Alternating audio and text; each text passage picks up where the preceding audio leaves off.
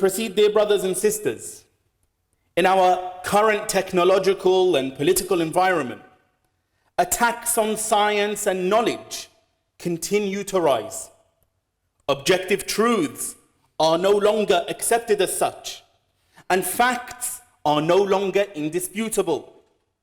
The phenomenon of the death of expertise appears to have taken grip throughout the internet, social media, television, and literature. The harms of speaking without knowledge are always proportionate to the influence of the speaker and also proportionate to the significance of the subject spoken about. And so, for example, if a vaccine is spoken against without knowledge, the harms extend beyond just the pharmaceutical company, but the entire population, in fact. This is just an example.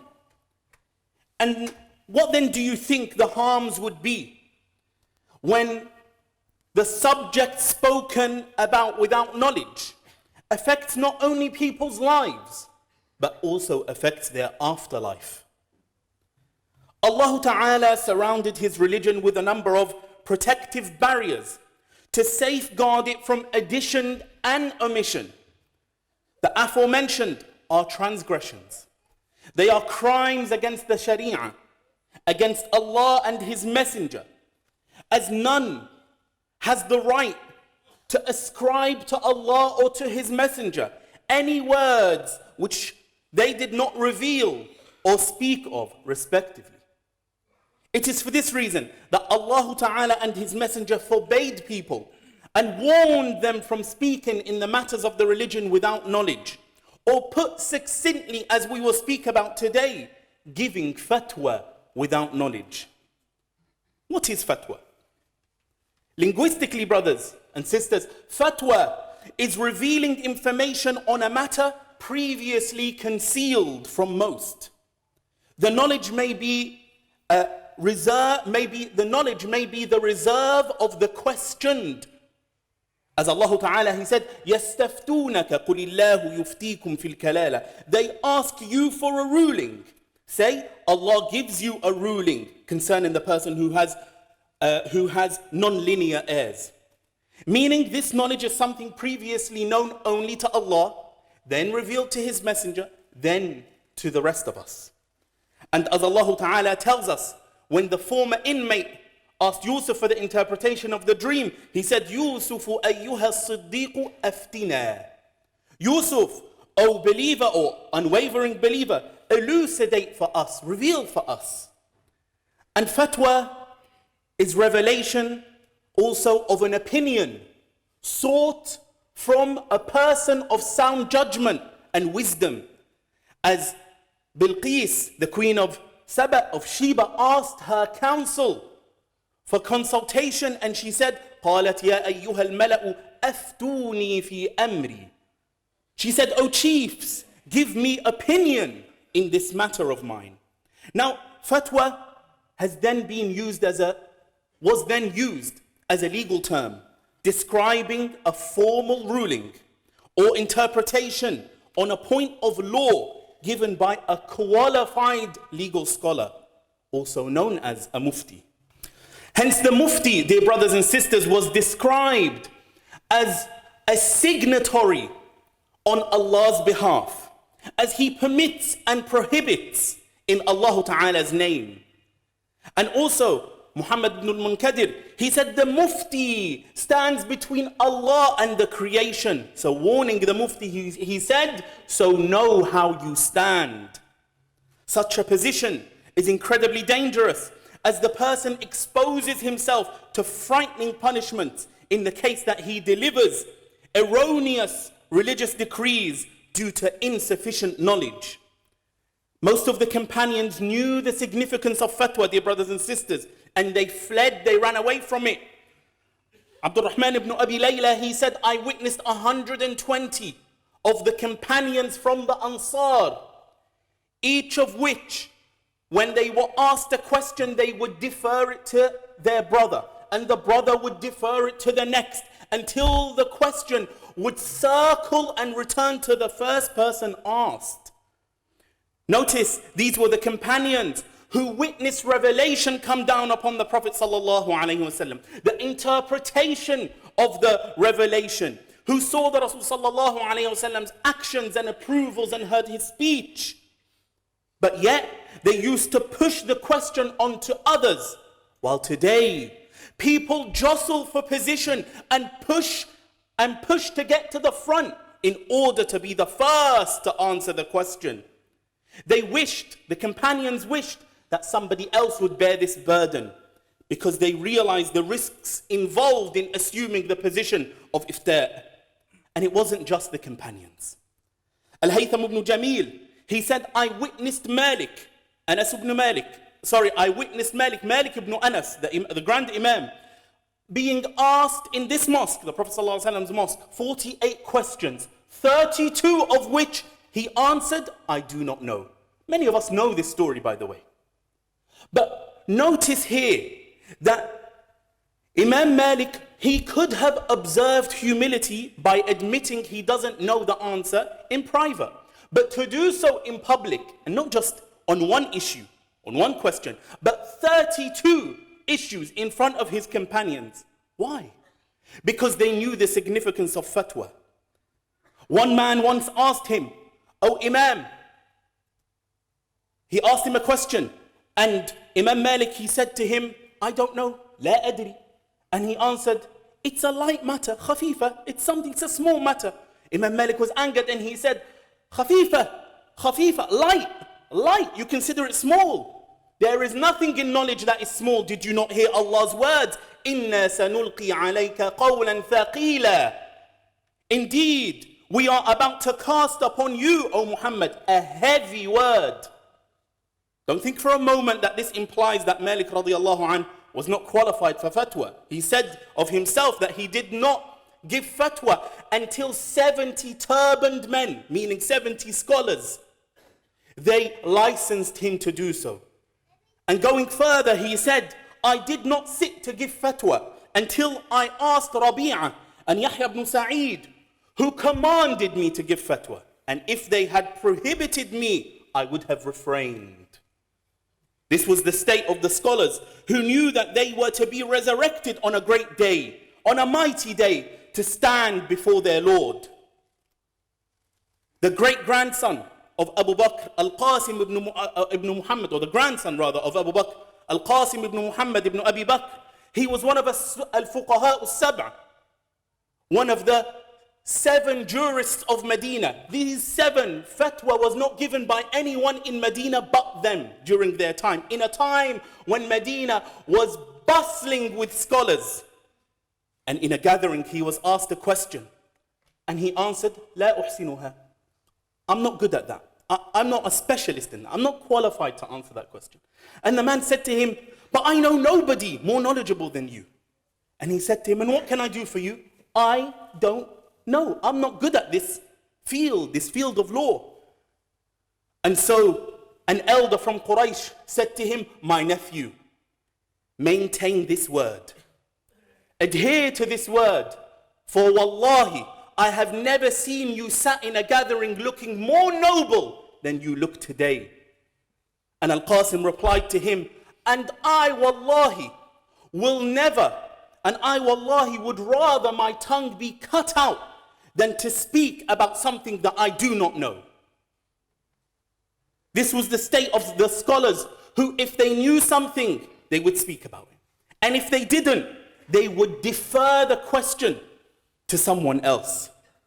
Suhnun, Abu Sa'id al-Qayrawani, one of the great scholars of the Malikiyyah, was once asked by a man a question, and days passed without him answering.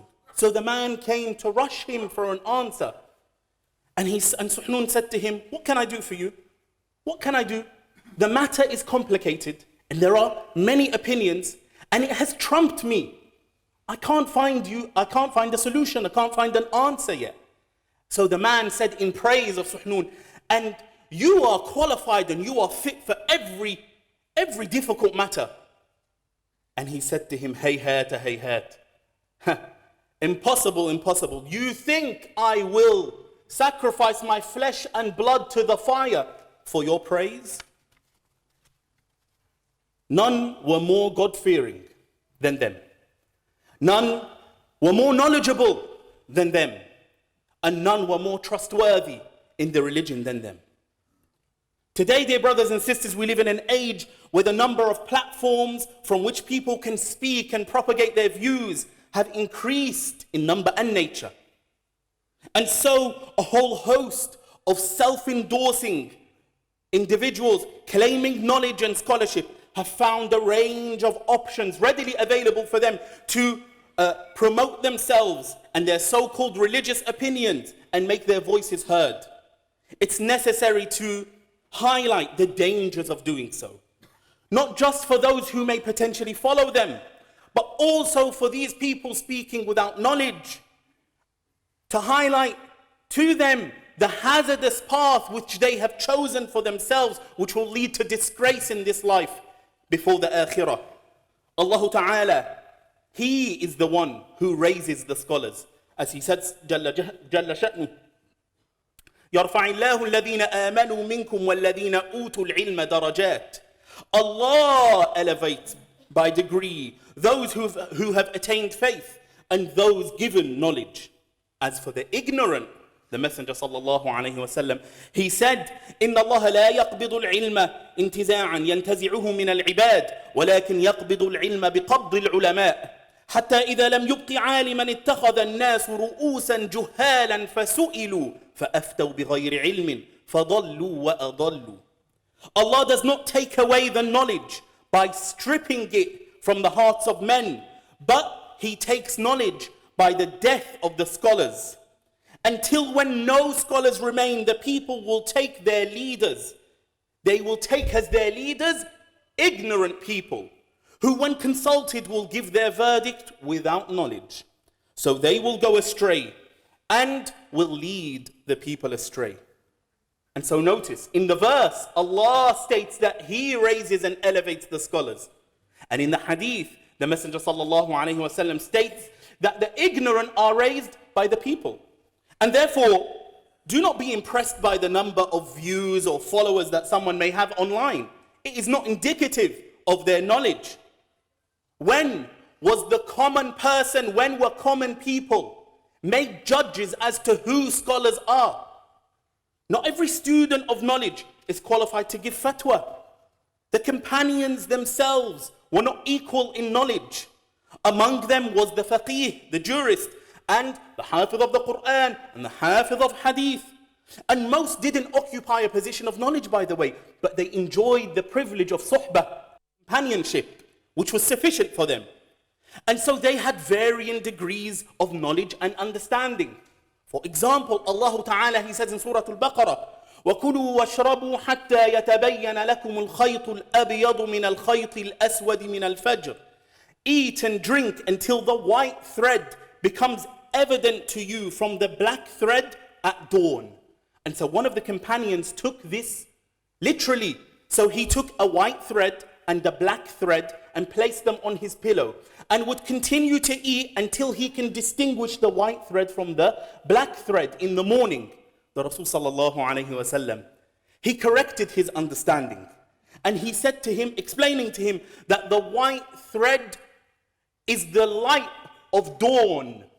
Yes, and that is the intent of the lawgiver. Not every righteous person, not every pious worshipper is a scholar, dear brothers and sisters. The Messenger sallallahu alayhi wa sallam, he told us to differentiate between the scholar and the abid, the alim and the abid, the scholar and the worshipper. For the scholar, his benefit far outweighs the benefit of the worshipper. And this story, I tell you, I am witness to, where a man said to me that he went to a local mosque, a mosque that was local to me before, and he went to ask a question on prayer, and he said, I asked the first bearded man in the reception. And the answer, of course, indicated great ignorance in fiqh, great ignorance in law. And I said to him, what you did was akin to going to the hospital and asking the porter for medical advice. This matter, dear brothers and sisters, is widespread. We see it all the time and in almost every mosque. The person who frequents the mosque, who looks the part, will eventually be asked a question. So fear Allah and defer the question to those of knowledge, and do not have a pop, because in having a pop, you will be misguided and misguide others. For it is not a YouTube clip and khutbah that gives you knowledge, or a little pamphlet that you read that will give you knowledge, or even memorizing the entire Quran that is knowledge. No, brothers and sisters.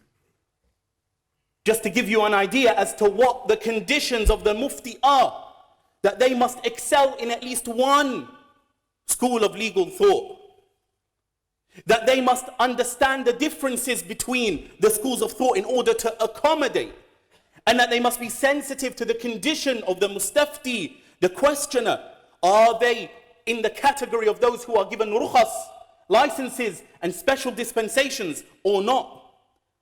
He must be able to give fatwa according to one school of thought, and to stick to the one, or to stick to the fields of law that he or she has specialized in. Ibn Mas'ud and Abdullah Ibn Abbas are both narrated to have said, the one who answers every question that is asked is crazy. They considered that person to be crazy because they exposed themselves to so many dangers and errors.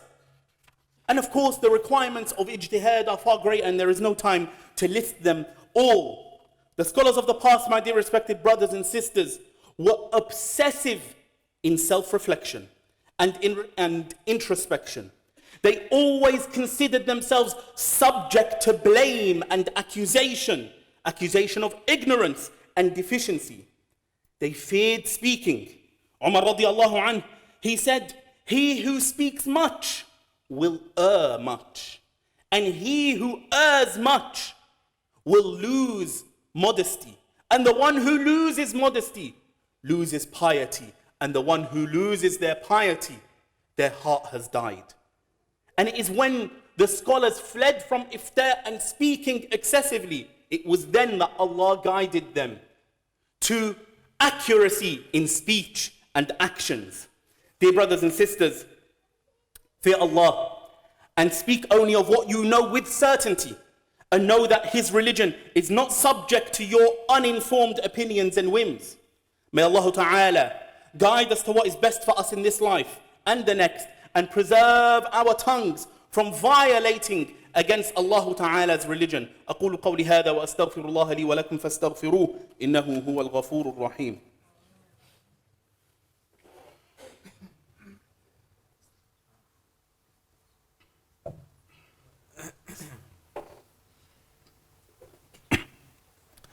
الحمد لله على إحسانه والشكر له على توفيقه وامتنانه وأشهد أن لا إله إلا الله وحده لا شريك له تعظيما لشانه وأشهد أن محمدا عبده ورسوله الداعي إلى الحق وإلى رضوانه صلوات الله عليه وعلى آله. Dear brothers and sisters, we mention again Suhnun, one of the great scholars of the Maliki Madhab, who once heard a preacher say, the most unprofitable venture is to sell your akhirah, your afterlife, for your dunya.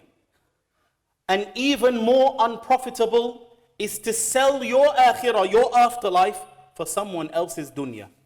So Suhnun reflected over these words and he said, who would sell their akhirah for somebody else's dunya?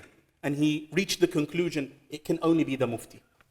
The mufti who issues verdicts in divorce and in inheritance and ownership. A man will come and say, I have divorced my wife irrevocably. And then the mufti might say to him, this is of course the mufti who doesn't fear Allah. The mufti will say, there is no blame on you. And so the man will go and enjoy his family. The man and the wife will enjoy one another. And then the mufti has sold his akhirah for somebody else's dunya. Wal-'iyadhu billah. Today, dear brothers and sisters, we hear self-styled muftis audaciously rejecting agreed upon Sharia values, which were never disputed in the past. And they are matters known in the religion by necessity. They go as far as permitting alcohol, gazing without limit at non-mahrams, at allowing men to wear gold, among many other deviant opinions. They wish to instill in the religion what is alien to it. And this is the practice of the munafiqeen, of the hypocrites. Allah Ta'ala, He said in Surah At-Tawbah, لَقَدْ ابْتَغَوُا الْفِتْنَةَ مِنْ قَبْلُ وَقَلَّبُوا لَكَ الْأُمُورِ. They have most certainly sought to cause discord in the past, and they have turned things upside down for you. The turning of things upside down, dear brothers and sisters, is to present the good as evil and the evil as good. The self-promoting so-called muftis of our age must be conscious of the dangers that they put themselves in and realize the harms of giving fatwa without knowledge, and that it's not a minor issue. The Messenger sallallahu alayhi wasallam, he said, "Man uftiya bifutya bighayri ilm, kana ithmu dhalika ala alladhi aftah." The one who is given fatwa without knowledge, the sin is on the one who gave him the fatwa. And he said sallallahu alayhi wasallam, "Man afta an-nasa bighayri ilmin la'anathu malaikatu as-sama'i wa malaikatu al-ard." He who gives fatwa without knowledge to the people is cursed by the angels of the heavens and the angels of the earth. And Ali radiyallahu anhu, he said, "Ajra'ukum ala al-futya, ajra'ukum ala an-nar." The most brazen of you in giving fatwa is the most brazen in entering the fire. And if you're not sure, simply say, "I don't know." This goes for everyone, regardless of your level of knowledge. If you don't know, say, "I do not know." The Messenger sallallahu alayhi wasallam, he said, "Man haddatha anni hadithan wa huwa yara annahu kadhib, fahuwa ahadul kadhibain." He said sallallahu alayhi wasallam, whoever narrates a hadith from me, which he knows is a lie, then he is one of the liars. And in another narration, and he thinks it could be a lie, then he is one of the liars. Unless you verify and ascertain the authenticity of the hadith, you cannot issue a legal ruling on it. That is that's providing you have the tools for deduction. You are not allowed to even share it.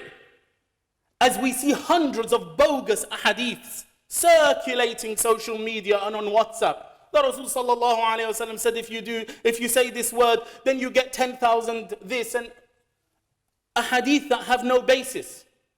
And in circulating them and sharing them, you share the sin of the fabricator of the hadith for propagating a lie. You're not lying against anyone. You are ascribing or you are attributing a lie to the master of mankind sallallahu alayhi wasallam. He said, "Inna kadhiban alayya laysa ka kadhibin ala ahad." A lie or ascribing falsehood to me is not like ascribing a falsehood to anyone. "Man kadhaba alayya muta'ammidan falyatabawwa maq'adahu min an-nar." Whoever tells a lie against me intentionally, then surely let him occupy his seat in the fire. Let him take his seat in the fire for ascribing to the religion what is not of it. Imam Malik's teacher, Rabi'ah, cried one day, and he was asked, why are you crying, O Imam? And he said, a person with no knowledge was asked and consulted today, and indeed a great corruption has appeared. He understood what it meant for an ignorant person to speak in the religion without knowledge. It is infiltration in the religion. And Rabi'ah also said one day, among the men are those who speak in matters of the religion without knowledge, and they deserve imprisonment more than the thieves do. What about today then? What about today when those of no knowledge advance themselves for fatwa despite their evil reputation and their wretched inner state, and their intention only being to show off and to crowd the scholars in their place? And they are warned, but they do not heed. And they are made aware, but they have no self-awareness.